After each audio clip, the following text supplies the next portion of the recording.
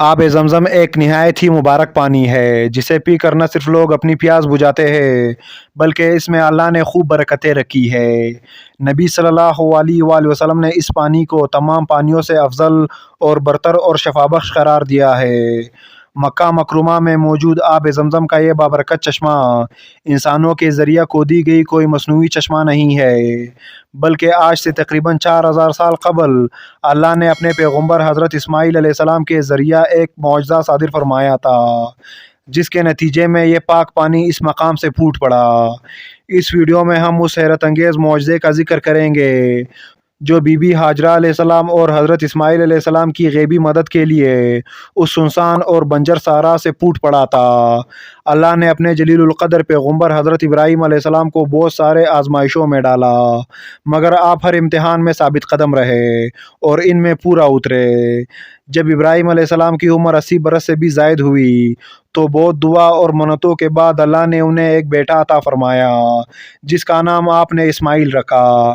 آپ اپنے لخت جگر اسماعیل اور اپنی بیوی ہاجرہ سے بے پناہ محبت کرتے تھے۔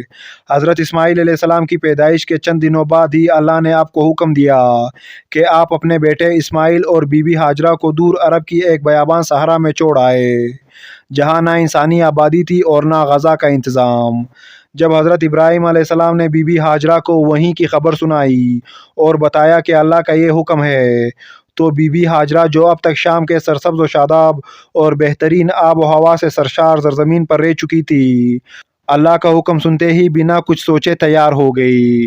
انہیں اللہ پر مکمل یقین اور اعتماد تھا کہ وہ ان کے لیے اس گرم صحرا میں کچھ نہ کچھ انتظام ضرور فرما دے گا۔ اللہ نے حضرت ابراہیم علیہ السلام کو وحی فرمائی کہ اسماعیل اور ان کی ماں کو شام سے باہر لے جائے۔ حضرت ابراہیم نے کہا، اے اللہ میں انہیں کہاں لے جاؤں؟ ارشاد ہوا، اے ابراہیم انہیں امن و امان کی جگہ یعنی میرے حرم اور کوہ ارض کے پہلے مرکز پر لے جاؤ جسے میں نے خلق کیا ہے اور وہ مکہ ہے۔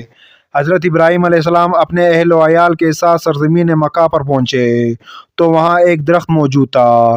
بی بی ہاجرہ نے اپنی ابا اس درخت پر ڈال دی اور اپنے بچے کو اس کے سائے میں لے کر بیٹھ گئی۔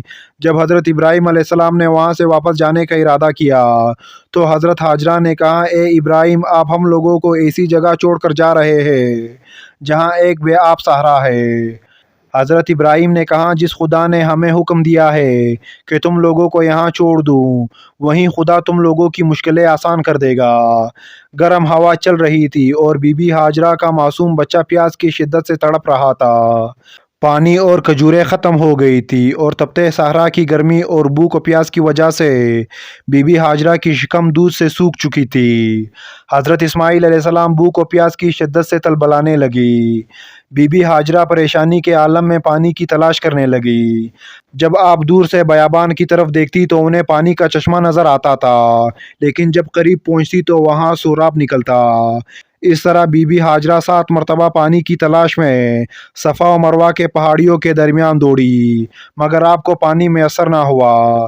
لہٰذا اس بے سہارا خاتون اور معصوم بچے کو دیکھ کر اللہ کی رحمت نے جوش مارا اور جب بی بی ہاجرہ حضرت اسماعیل علیہ السلام کی طرف واپس آئی تو دیکھا اسماعیل پیاس کی شدت سے پتھریلے زمین پر ایڑی رگڑ رہے ہیں جہاں سے اللہ رب العزت کے حکم سے پانی پھوٹ پڑا اور ایک چشمہ جاری ہو گیا۔ ایک روایت کے مطابق اس وقت جبرائیل علیہ السلام نازل ہوئے اور آپ نے اس جگہ کی زمین پر ضرب ماری تو اس جگہ پانی کا چشمہ جاری ہو گیا۔ حضرت ہاجرہ نے اس چشمے کے چاروں طرف حصار بنانے کے لیے مٹی اور پتھر کو جمع کرنے لگی۔ پانی تیز رفتاری سے پھوٹ رہا تھا، لہٰذا آپ نے اس پانی سے کہا، زمزم یعنی رک جا رک جا، اس لیے اس چشمے کا نام زمزم پڑ گیا۔ حضرت ابن عباس سے روایت ہے کہ نبی صلی اللہ علیہ وآلہ وسلم نے فرمایا، اگر تمہاری ماں بی بی ہاجرہ نے اس پانی کا احاطہ نہ کیا ہوتا تو یہ مکہ کی وادیوں کو بھر دیتا۔ اس چشمے سے بی بی ہاجرہ خود بھی سیراب ہوئی اور اپنے بچے کی پیاس کو بھی بجھایا۔ اتنے میں وہاں سے ایک قافلہ گزر رہا تھا۔ جب انہوں نے پانی کے چشمے کو دیکھا تو وہاں رک گئے اور بی بی ہاجرہ سے اجازت مانگی کہ انہیں یہاں قیام کرنے دے کیونکہ اس پورے صحرا میں کہیں بھی پانی کا نام و نشان نہیں ہے۔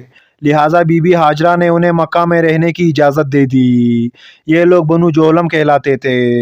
بی بی ہاجرہ کو بہترین ہمسائے مل گئے، لہٰذا جب اسماعیل علیہ السلام جوان ہوئے تو بنی جہلم قبیلے کی ایک خاتون سے نکاح کر لیا، اور پھر ان کی اولادوں میں سے ہی قبیلے قریش اور بنو ہاشم وجود میں آئے، جن سے ہمارے پیارے نبی حضرت محمد صلی اللہ علیہ وآلہ وسلم کی پیدائش ہوئی۔